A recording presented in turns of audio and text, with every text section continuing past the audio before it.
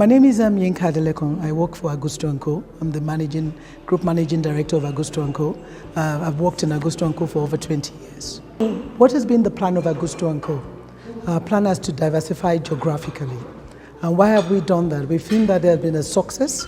For instance, we introduced the concept of ratings into Nigeria. And we've seen that our business model in terms of ratings, in terms of research, in terms of training has been very good to the financial market. And so what we thought about is to replicate in other markets, and we saw the opportunities in Rwanda and in Kenya. So we came and sought the license, and we're licensed by the Rwandan Securities and Exchange Commission, and we're also licensed by the Kenyan Capital Market Authority. What are the opportunities that we see in Kenya, for instance? We think that if you look at the business of credit ratings, we believe that it's about time that you have a deep debt market whereby corporates can come and raise money on their own financial standing. So there's no dependency on the banking sector. The banking sector complements, but an economy should not depend solely on the banking sector. And we've seen it, that when there are credit ratings, investors are able to price risk appropriately, and therefore they're able to invest. And what this does is to deepen the debt market. And personally, I believe that there's a huge opportunity for the Kenyan investing populace. You have a thriving pension market. The pension market should not significantly go to government. Yes, they should invest in government securities because it's a low risk investment, but there are other sectors that funding can be deployed into to develop the economy. And I think that this is enormous, from infrastructure to the manufacturing sector to the telecoms operator. There are huge opportunities in terms of carrying investing funding from the pension into the sectors. And I think that's the way to go to grow any economy.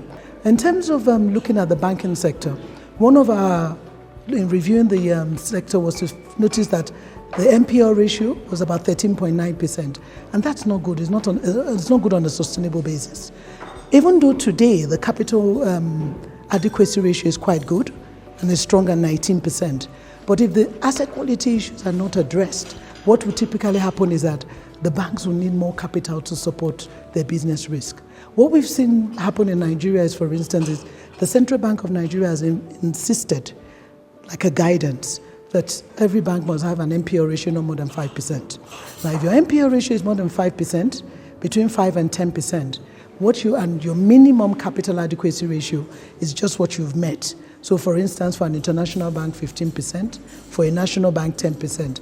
If what you have is your minimum, then you'll be stopped from giving dividend.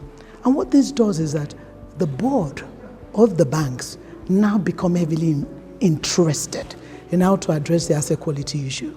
So everybody now realizes, especially the shareholders, that if no dividend is being paid, the dividend is not being paid because our NPL ratio is high. How can we address this? So in the end, this is good for the system. We need to bring down the NPL ratio.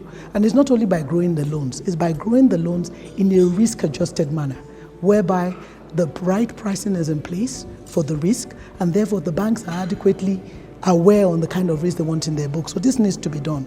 One of the things we've encountered in Nigeria is that we've had banking failures.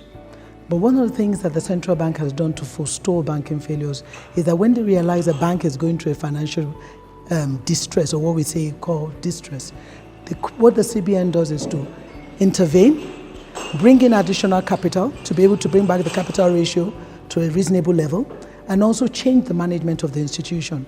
And the reason being is that the management are the ones really at the forefront of driving an institution.